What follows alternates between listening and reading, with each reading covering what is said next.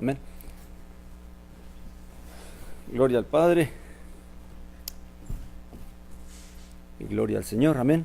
Hoy seguimos en el libro de Gálatas, capítulo 4. Y debemos recordar que el espíritu de la carta a los Gálatas es el de corregir, el hecho de que los Gálatas se estaban alejando del evangelio del Mesías. Amén. Se estaban alejando de la verdad. Y más adelante vamos a hablar un poquito acerca de eso, de cómo Saulo habla del evangelio que él predicó como de la verdad. Amén. Y cómo el mismo discípulo Pedro, Kefas, habla de los escritos de Saulo, y lo que añade es que hay cosas difíciles de entender, pero no niega de que son verdad. Amén. Sino que lo que dice hay cosas que son difíciles de entender. Amén. Pero entonces lo que queda claro es que lo que Saulo realmente predicó, el evangelio que él enseñó, el evangelio que él predicó, realmente era la verdad. Amén. Dice la escritura en el capítulo 4, recordando todo lo que ya hemos dicho acerca de lo que él explicó el sábado pasado. Estuvimos hablando de por qué fue dada la ley. Amén. Hablamos de que antes de la ley Dios hizo un pacto con Abraham de una promesa en la cual serían bendecidas todas las familias de la tierra, la simiente de Abraham. Y cómo, aunque la ley vino 400 años después, no abrogó esa promesa. Amén. Ese pacto. Por lo tanto, la ley, entendimos de que la ley vino a ser, fue como una ayuda para mantener al pueblo mientras la promesa se cumplía. Amén. Y que por la fe, tanto judíos como gentiles, somos hijos de Dios. Amén. Ahora él continúa en este capítulo 4 dando más explicaciones, porque su interés es que los Gálatas entiendan por qué es que deben mantenerse en el evangelio que él les enseñó. Amén. Que él predicó. Amén. Y ahora va a hablar en este capítulo 4 de algo más, para darles una imagen más de por qué es que realmente se debe permanecer en ese evangelio. Amén. Y no alejarse de él. Dice: digo pues, mientras el heredero es menor de edad, aunque es señor de todo, en nada difiere de un siervo, sino que está bajo tutores y administradores hasta el tiempo señalado por el Padre. Así también nosotros, cuando éramos menores de edad, estábamos esclavizados bajo los rudimentos del mundo. Pero cuando vino el cumplimiento del tiempo, Elohim, o Dios, envió a su Hijo, nacido de mujer, nacido bajo la ley, nacido bajo la Torá, para que redimiera a los que estaban bajo la Torá, a fin de que recibiéramos la adopción de hijos. Y por cuanto sois hijos, Elohim envió el Espíritu, el Ruach, de su Hijo a nuestros corazones, el cual clama Abba, que quiere decir Padre. Así que ya no eres siervo, sino hijo, y si hijo, también heredero por medio de Elohim, por medio de Dios. Lo que está diciendo Saulo aquí a los Gálatas va a traer una analogía en qué condición se encuentra el que ha sido redimido por la sangre del Mesías, y en qué condición se encontraban primeramente el pueblo judío, los que vivían bajo la ley, y también en qué condición vivían los gentiles antes de que fuesen redimidos o rescatados o liberados o salvados por la fe en Jesús el Mesías. Amén. Entonces él primeramente va a la condición del judío, de los judíos. Y es interesante que dice que mientras el heredero es menor de edad, quiere decir que los judíos, por descendencia física y por ser descendencia de Abraham, tienen herencia, la herencia espiritual de Abraham, de Isaac y de Jacob. Amén. Dice, pero mientras el heredero es menor de edad, aunque es señor de todo, en nada difiere de un siervo. Y aquí va a traer la situación de un heredero que es menor de edad. ¿Qué pasa cuando un niño pierde sus padres y tienen fortuna, son ricos, pero él es menor de edad, tiene 7, 8 años, 9 años? Entonces claramente la ley le asigna un albacea, ¿verdad?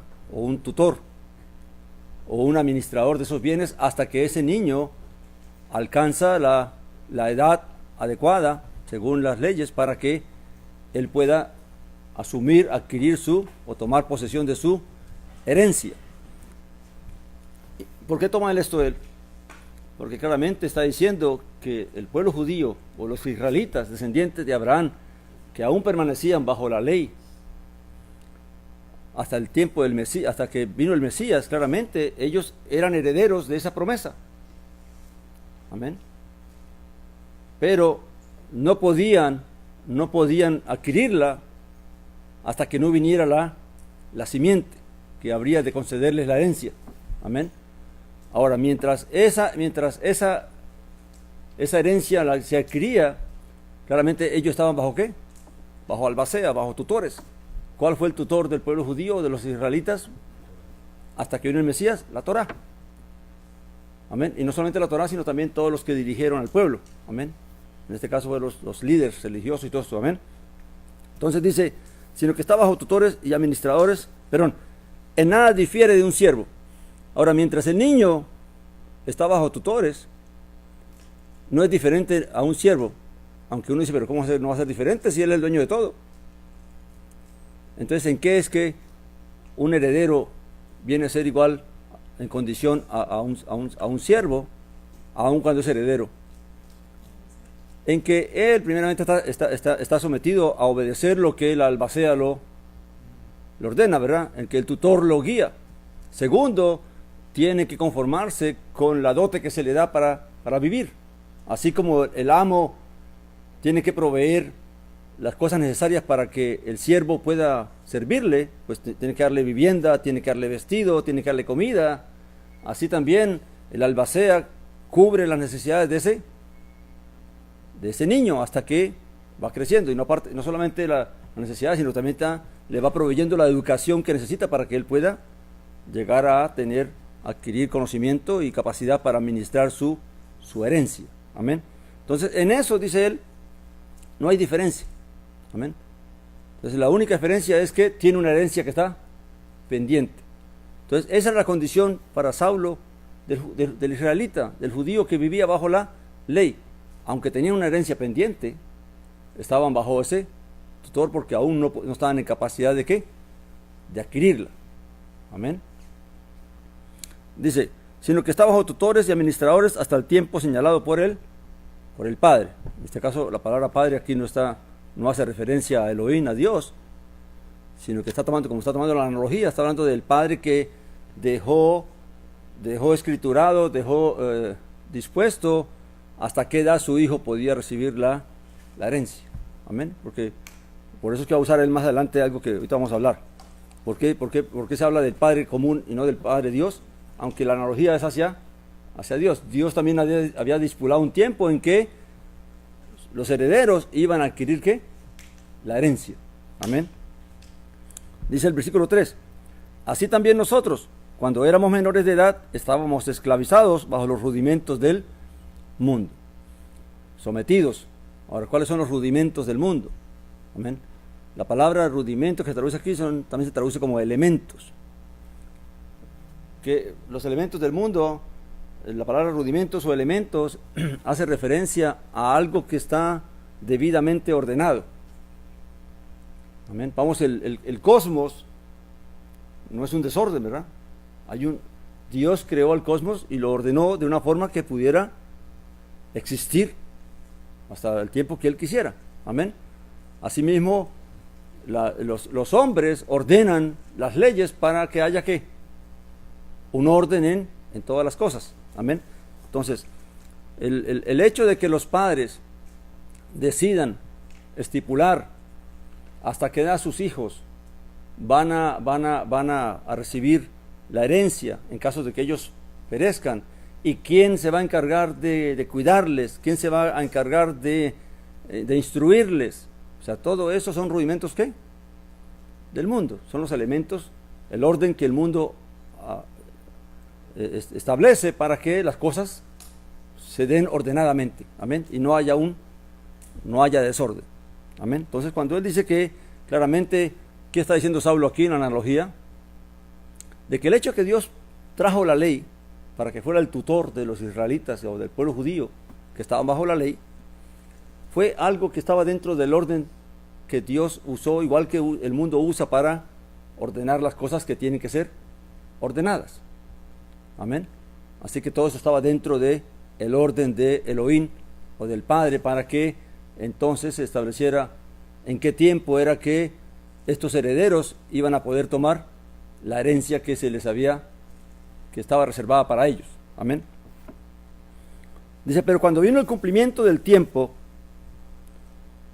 Dios envió a su Hijo, Elohim envió a su Hijo, nacido de mujer, nacido bajo la Torá. Amén. Realmente Yeshua nació de mujer para poder ser hombre. Amén. Y nació en el tiempo en que Israel vivía bajo la Torá, vivía bajo el primer pacto. Amén. Dice, para que redimiera a los que estaban bajo la Torá, a fin de que recibiéramos la adopción de hijos. ¿Cuál es la herencia aquí? La adopción de hijos. Y esto es interesante porque quiere decir que aunque el pueblo judío se puede considerar o se pueden considerar ellos mismos como hijos de Dios, la Escritura dice que no es así. Amén. Ellos son herederos. Amén. Pero ¿quiénes recibieron la adopción de hijos? ¿Quiénes recibieron la herencia en aquel tiempo o hasta el día de hoy? Los israelitas, los judíos que estaban en el primer pacto y recibieron por la fe en Yeshua el Mesías la adopción de hijos. ¿Qué pasó con los que no recibieron por la fe a Yeshua el Mesías? Los que no recibieron el Evangelio, los que no creyeron en Yeshua el Mesías, ¿son llamados hijos? ¿Recibieron la herencia? Claramente no. Amén. Aún la herencia está pendiente para ellos. Por eso Saulo en Romanos dice que si alguno se arrepiente, amén, y viene el Mesías, pues claramente recibe su herencia, amén. Pero mientras se mantengan en esa actitud de no creer en Yeshua el Mesías, en no recibir a Yeshua el Mesías como el Mesías, claramente no van a poder recibir la herencia, aunque son herederos. Amén. Ahora, claramente esto es importante porque los mismos cristianos, tristemente por nuestra falta de conocimiento, entendimiento, llegan a poner al pueblo judío no creyente y los llamamos hermanos, o también los llaman pueblo de Dios o hijos de Dios. Amén. Claramente eso va en contra de lo que la misma Escritura está revelando, y lo que se les hace es un daño, porque claramente lo estamos poniendo en la misma condición que están los judíos que son creyentes o el pueblo gentil que es creyente, cuando en realidad ellos, según la Escritura, no han recibido esa herencia, esa adopción. Amén. Ahora muchos se preguntan, bueno, ¿por qué entonces el pueblo judío es bendecido si no creen en Yeshua Mesías y son ricos y prosperan y todo eso? ¿Qué dice la Escritura? ¿En qué condición están ellos, los que no creen? En nada son diferentes a un siervo. Ahora, ¿qué tiene que hacer? ¿Qué hace el amo? ¿Qué tiene que hacer todo amo? ¿Cuál es la responsabilidad de un buen amo según la Torá? Pues proveer todas las cosas necesarias para que sus siervos ¿qué? Vivan. Amén. Y puedan servir. Asimismo, Dios no es ajeno a las necesidades del pueblo judío que no es creyente. Y aunque aún no han recibido la adopción de hijos, no por eso Dios como el Señor de ellos, claramente les provee las cosas necesarias de esta vida para que ellos puedan ¿qué? Existir y subsistir. Amén. Pero la gente malinterpreta, los que miran solamente las cosas materiales, entonces ven ven el hecho de la prosperidad del pueblo judío como un hecho de bendición de parte de Dios, cuando realmente lo que es el hecho de que Dios está cumpliendo con su función de ser el proveedor de ellos. Pero ¿qué pasa si estos judíos que hoy la gente admira porque son ricos, porque prosperan, no adquieren la adopción de hijos. ¿Qué bendición obtuvieron? ¿Es la cuestión material, la riqueza, la bendición que Dios quiere darles? No. Más que eso, lo que Dios quiere darles es ¿qué? La adopción de hijos. Entonces, ¿de qué sirve que? Por eso dice la Escritura, decía el Mesías, ¿de qué te sirve ganar el mundo si pierdes tu alma? ¿De qué te sirve ser millonario y ser rico si al final no alcanzas a tener la bendición? Alguno dirá, pero fui rico. Amén. Porque hay gente que es así, se conforma solamente con lo de esta vida. Amén. Entonces, claramente el Mesías vino primeramente para redimir ¿a quién? A los que estaban bajo la Torah. Recuerde que Yeshua vino a ser ¿qué? El heredero principal. Y una vez que él obedeció y murió por obediencia al Padre e hizo la voluntad del Padre, entonces él recibió ¿qué? La herencia. Y ahora es él el que puede ¿qué? Repartirla. ¿Y a quién la va a repartir? A todos aquellos que le sigan a él. Amén. A todos aquellos que crean en él, crean en sus mandamientos, crean en su palabra, crean en su mensaje, y por lo tanto él les dará ¿qué? Herencia. Por eso dice que tenemos parte de herencia con ellos. Amén. Y con él. Amén. Entonces, para que redimiera a los que estaban bajo la Torá, a fin de que recibiéramos la adopción de hijos. Claramente que aquí está establecido que un judío que no es creyente aún no puede ser considerado hijo de Elohim, hijo de Dios. Amén. Esto es solamente para aquellos que reciben y creen por la fe en Jesús el Mesías la adopción de hijos. Amén. Dice el 6, y por cuanto sois hijos, Elohim envió al espíritu de su hijo, al Ruach de su hijo, a nuestros corazones, el cual clama Abba. O sea, para que una persona pueda referirse a Dios como Padre, como Abba, lo hace es porque el espíritu del Mesías mora en él. Amén. Porque el espíritu, Dios envió su espíritu para darnos esa confianza de que realmente somos hijos de Dios. Recuerde que el ser hijo de Dios es confirmado porque el espíritu y nuestro espíritu da testimonio de que somos hijos de Dios. O sea, nuestro propio comportamiento, nuestra propia fe, nuestra propia confianza, nuestro propio conocimiento, más lo que vemos cómo Dios obra en nuestras vidas, eso es lo que va confirmando de que realmente somos hijos de Elohim, de Dios. Amén. Así que ya no eres siervo sino hijo, y si hijo también heredero por medio de Elohim. Amén.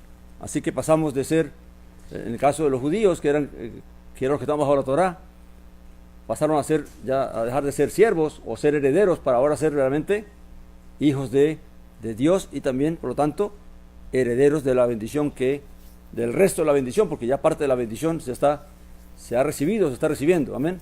Que es la misma, que dice que es el espíritu, que es el Ruach del Señor. Dice que es las aras de ¿qué? De la herencia adquirida. Amén.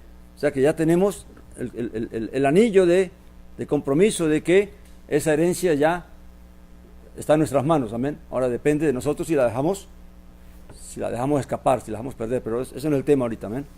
Luego una vez que él hace esta analogía de la condición del judío que está bajo la ley, o del judío que estaba bajo la ley, pero que ahora por la fe ha creído, y cómo ha cambiado de estatus, de ser heredero, de ser igual a un siervo, no ser muy diferente a un siervo, ahora viene a ser hecho hijo de Dios.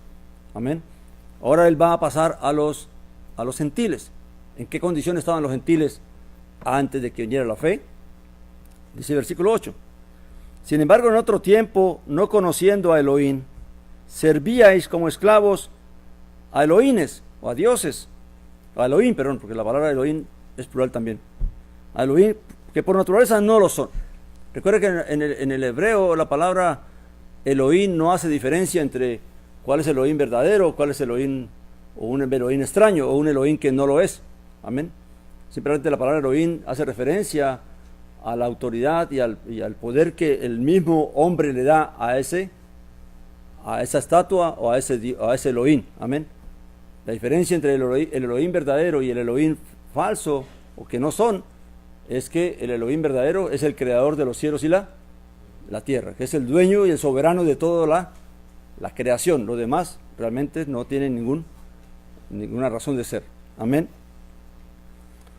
Dice, y aquí alguien escribió que se sentía mal cuando ponía a Dios con D chiquita. Amén.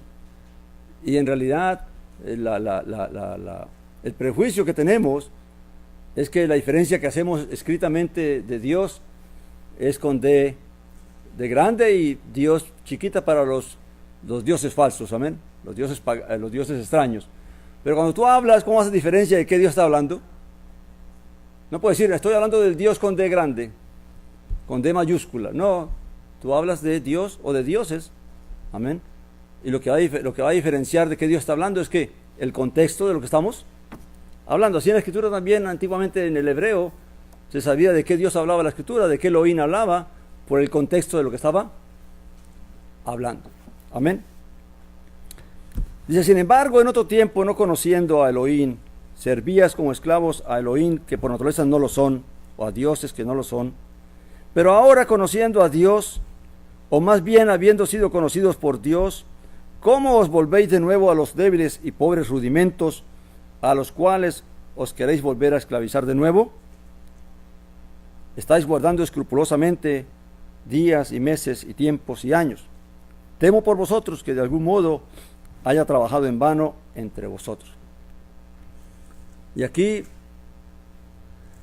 tenemos que tener en cuenta la razón de la carta, para no salirnos del espíritu que la carta trae.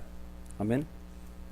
Recuerde que lo que Saulo está haciendo una analogía de en qué condición se encontraba el judío que estaba bajo la ley, o el israelita que estaba bajo la ley, y en qué condición se encontraba el gentil, y en qué condición se encuentran después que vino la fe. Ahora, ¿en qué condición se encontraban los gentiles antes de que viniera el Mesías?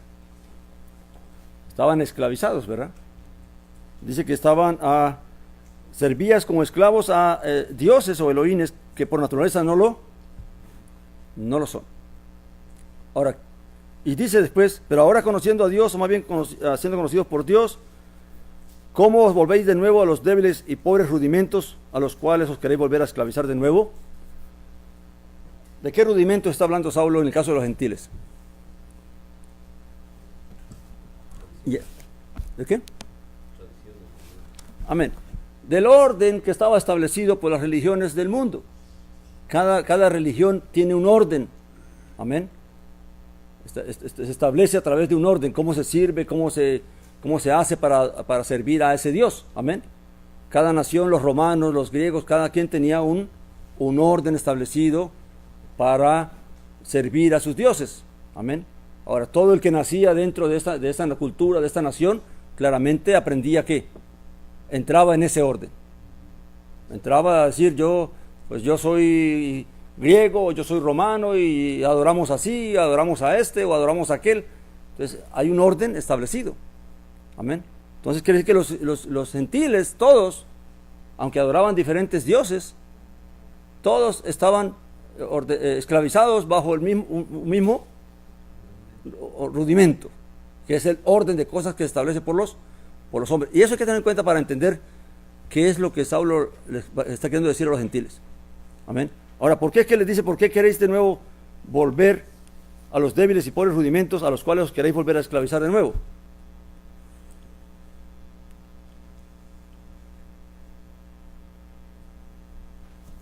Porque si antes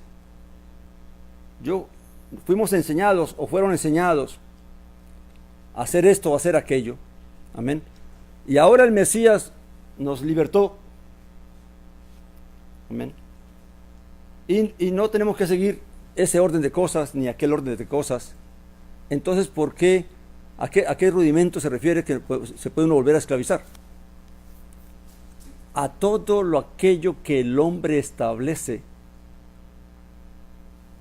para que los hombres tengan que obedecer y seguir. Amén. Entonces, toda religión tiene un orden, tiene unos rudimentos por los cuales se guía. Ahora, hoy miramos ¿Cuántos grupos religiosos hay en el cristianismo? ¿Cuántas denominaciones hay? ¿Por qué existen?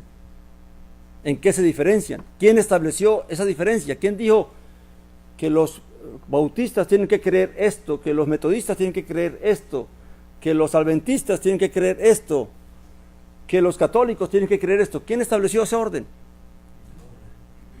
Entonces, ¿qué hicieron los hombres con los creyentes? Los esclavizaron. Amén. Los esclavizaron.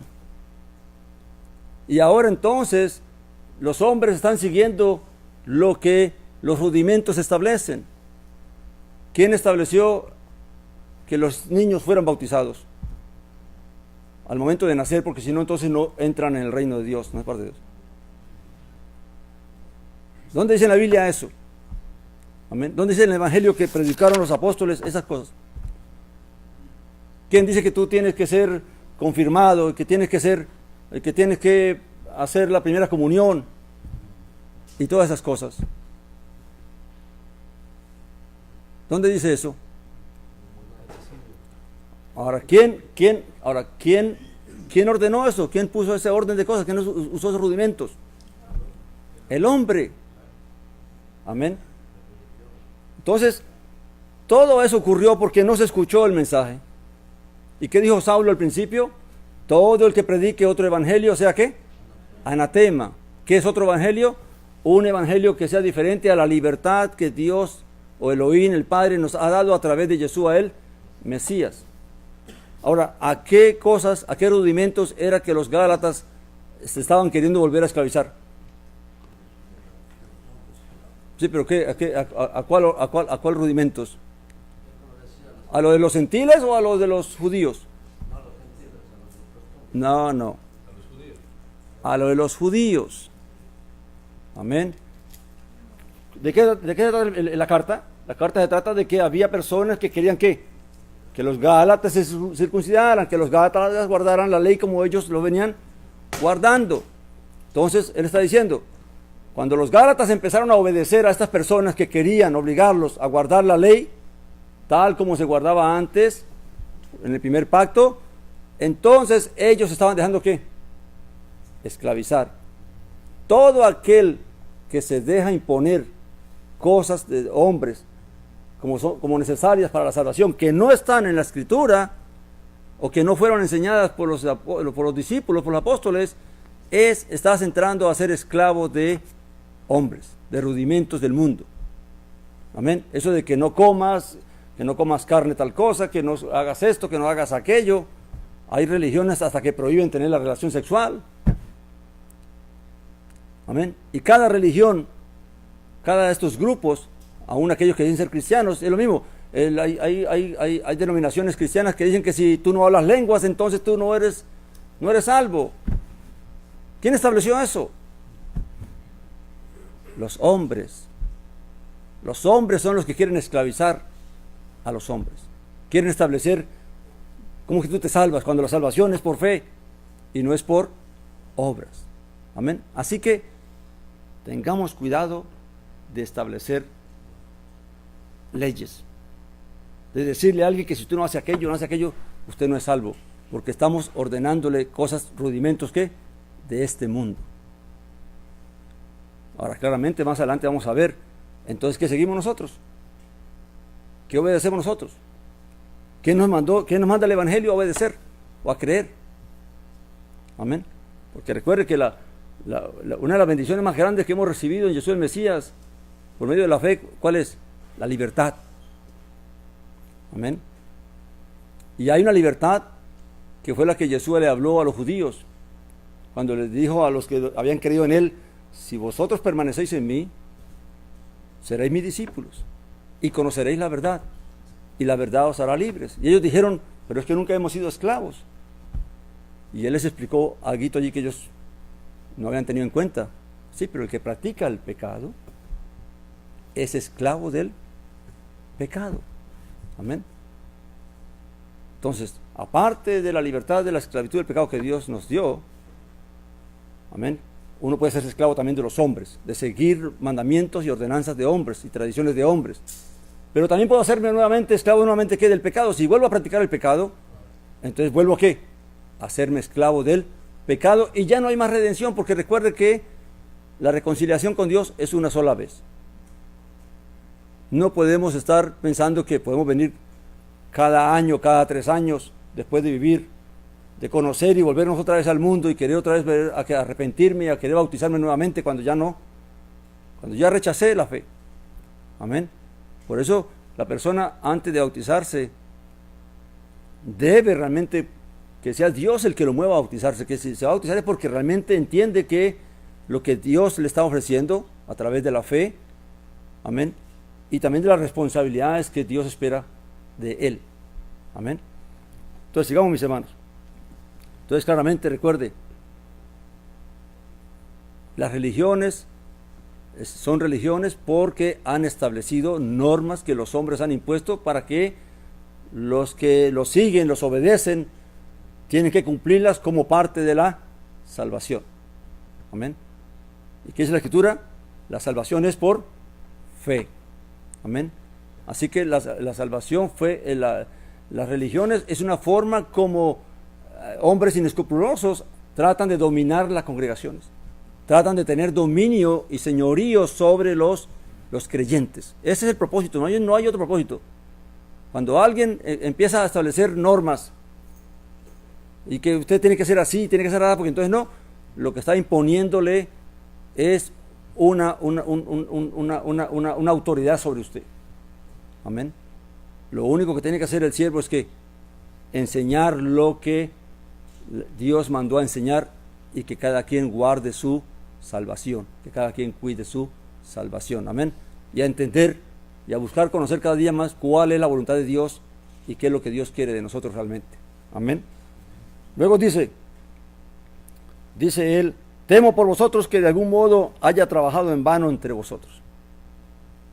Amén. Cuando él los vio que estaban preocupados por los días y los meses y las cosas que el judaísmo guardaba, amén, dentro del primer pacto, entonces claramente dijo, aquí ustedes ya se sometieron a otra cosa. Están creyendo que si hacen eso, se van a salvar. Recuerde que una cosa es que uno vaya conociendo, entendiendo las cosas que Dios ordenó y por qué las ordenó. Otra cosa es que uno crea que la salvación depende de que uno haga esas cosas. Amén. Uno las sigue porque Dios nos ha amado, porque Dios nos ha perdonado, porque Dios nos ha dado la opción de hijos y queremos conocerle y queremos agradarle. Amén. Pero ya la salvación fue dada porque Dios agradó de nosotros y debemos conservarla. Amén. Debemos mantener una buena comunión con nuestro Padre. Dice el versículo 12: hermanos, os ruego, sed como yo, porque yo también soy como vosotros, no me hicisteis ningún agravio. Amén. Y aquí lo que Saulo está diciéndoles a los Gálatas es que realmente miren su ejemplo. Amén. Recuerde que Saulo tenía el conocimiento, Dios le reveló el hecho de que tenía que ir tanto a judíos como a gentiles, como a gente que andaba en otras cosas. Y por eso él dice en la carta de Corintios, ¿qué dice él? Quiero que me acompañen allí un momentito. Corintios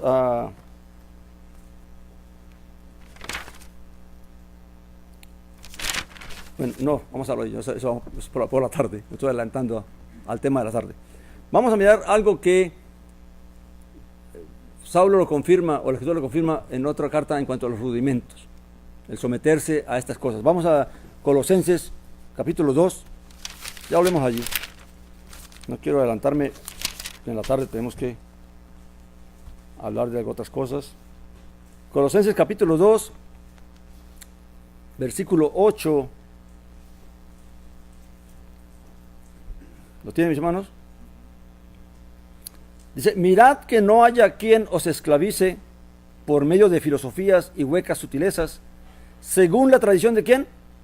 De los hombres, conforme a los rudimentos del mundo y no según el Mesías.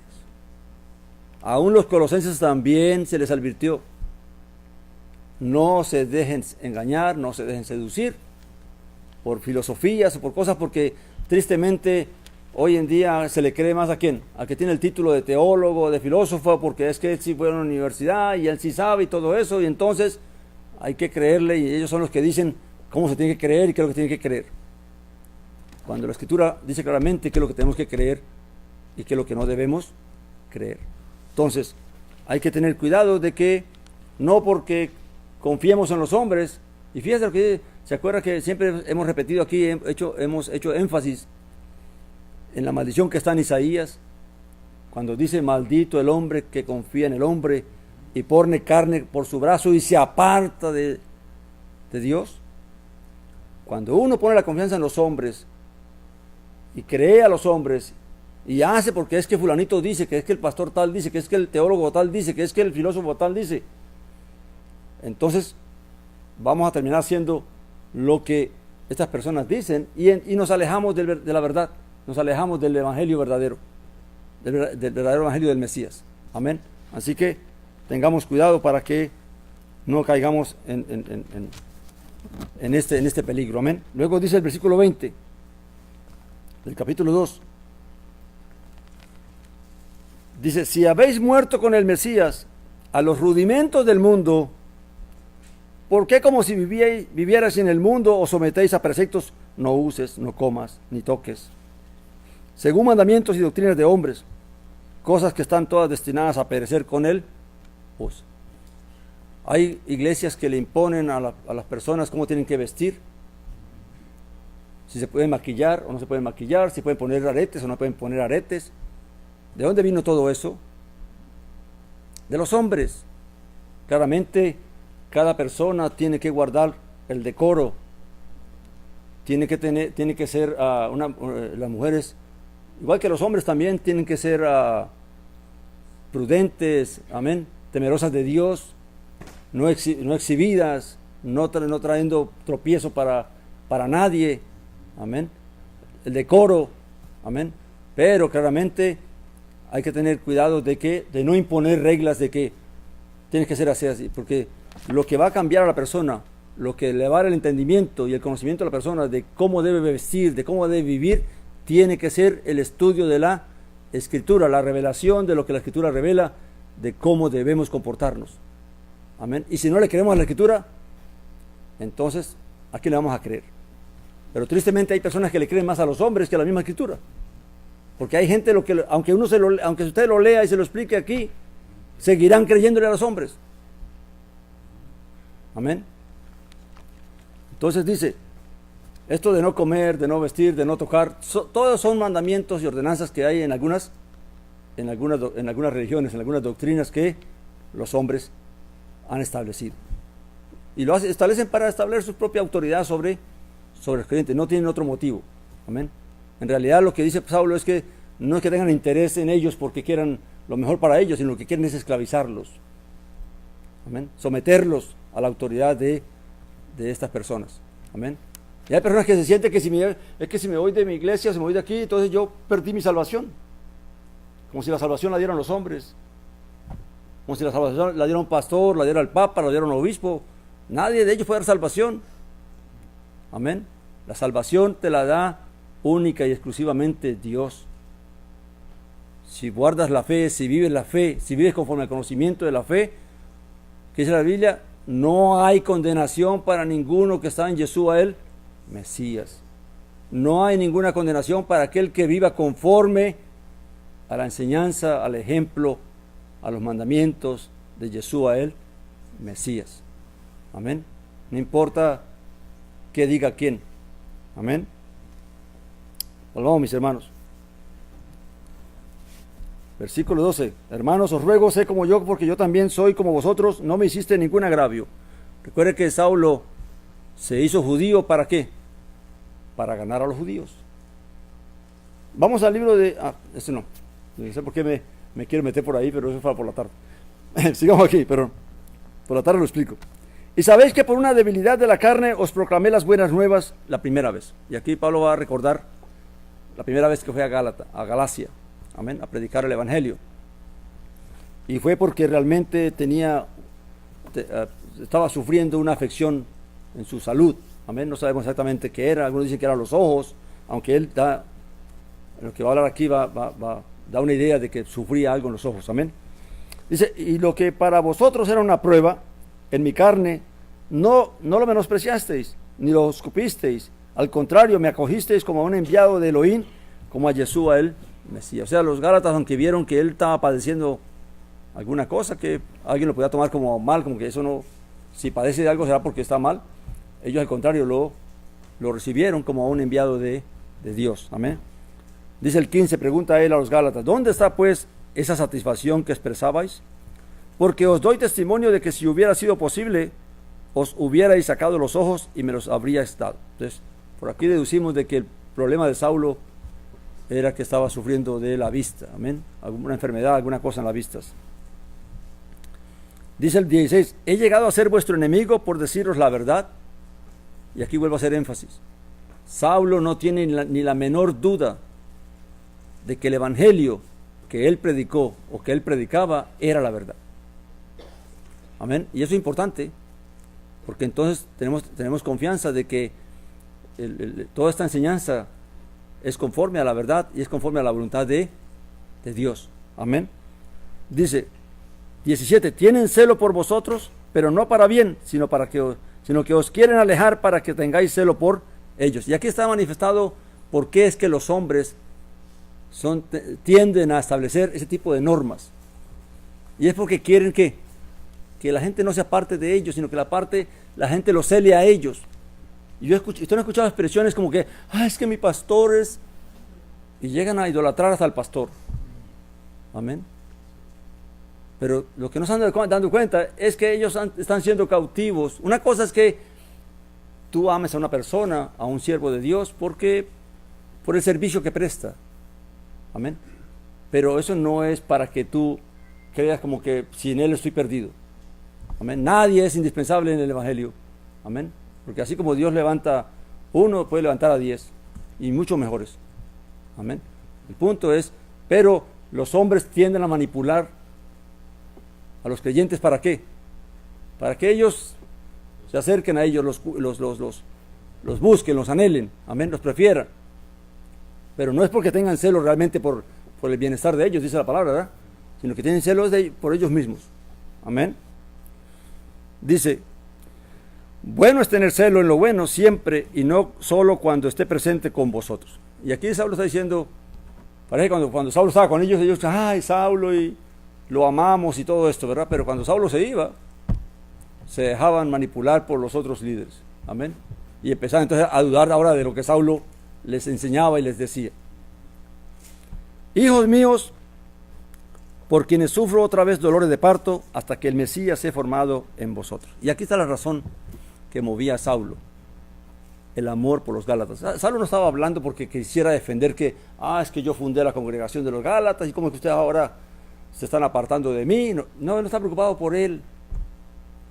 Él estaba realmente preocupado por las almas de ellos. De que al dejarse desviar, que al dejarse apartar de la verdad que habían recibido, iban a terminar mal. Y esto Dios me hizo entender este versículo a través de una experiencia que uno como padre vive. ¿Qué siente un padre cuando tiene un hijo o una hija que no tiene todas las capacidades que debería tener como un niño normal, una niña normal, sino que tiene luchas para el aprendizaje, tiene luchas para el comportamiento, tiene luchas y hay que lidiarlo con calma y hay que estarle hablando y cuidando hasta que el niño va desarrollándose y va fortaleciéndose y va cambiando y va desarrollando esas habilidades? ¿Cómo siente uno como padre ver a su hijo en ese proceso? Amén. Es triste. Amén. Porque solamente el que es padre lo comprende y solamente el que es padre lo sufre y lo vive. Amén. Y ahí en silencio está ahí teniendo paciencia con ellos, ayudándoles, explicándoles una y otra vez las cosas porque tristemente no pueden comprenderlas tan fácilmente. Amén. Hoy en día hay un montón de niños que tienen problemas emocionales y a todos los etiquetan y les dan pastillas, le dan cosas. Amén. Cuando lo que necesitan son padres que tengan paciencia, que los amen, que los cuiden, que los guíen, que los orienten, que les hablen. Amén. Eso es lo que sentía Saulo por ellos, viendo cómo ellos estaban expuestos a ser despiados, a ser engañados, y que aún no maduraban, aún no llegaban al pleno conocimiento de lo que realmente tenían que entender. Él se dolía por eso, porque su deseo era que ellos pudieran comprender y entender cada día para afirmarse en la fe y no estuvieran expuestos a ser desviados, a ser apartados de la verdad. Amén. Ese es el propósito de la verdad, ese es el propósito de todo siervo. Si ese no es nuestro propósito, de sembrar la verdad, de que los creyentes reciban la verdad y crezcan en la verdad, para que entonces después puedan andar libremente y no estén expuestos a que venga alguien a hablarles al oído o a tratar de influenciarlos o apartarlos de lo que realmente dice la Escritura. Amén. Y eso es lo que Saulo sentía por los Gálatas, por eso escribió esta carta, por eso realmente le dio tantas explicaciones y tantas analogías y tantas cosas, y después vamos a ver por la tarde una alegoría que va a usar para tratar de que ellos entiendan más claramente el por qué es que deben permanecer y por qué es qué es lo que está ocurriendo espiritualmente en la vida de ellos. Amén. Con esto de estas personas que quieren apartarlos de la verdad. Amén.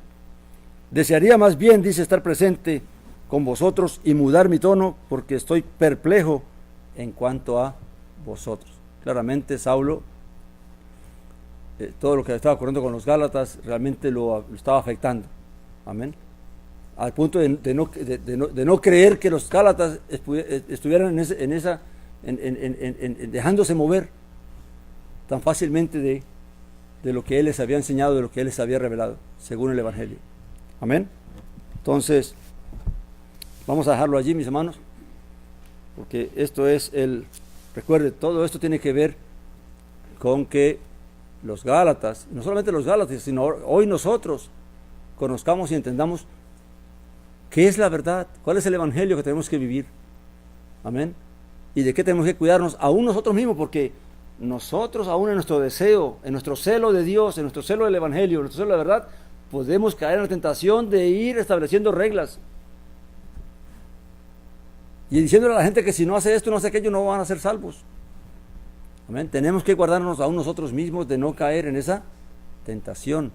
Lo que tenemos que es buscar la verdad, conocer la verdad, y que la gente pueda conocerla a través de la Escritura y pueda verla a través de la Escritura, y entonces sepan qué es lo que realmente Dios nos mandó a hacer. Amén. Claramente esto es una parte. Cuando hablamos de la libertad, también tenemos que, recuerda cuando Saulo decía que él iba a los que estaban sin ley, pero él no estando sin la ley de Dios, sino en la ley de ¿qué? Del Mesías. Recuerda, está la Torá, pero también está la ley del Mesías. Amén. Y eso por la tarde lo vamos a estudiar, que aunque no estamos bajo la ley, bajo la Torá, no por eso estamos sin ley. Amén. Sino que vivimos en la ley del Mesías. También tenemos una ley. Amén. Y tenemos que conocer y entender esa ley para poder vivir realmente, plenamente en la libertad que Dios nos ha dado a través del Mesías. Amén. Vamos a parar allí, mis hermanos.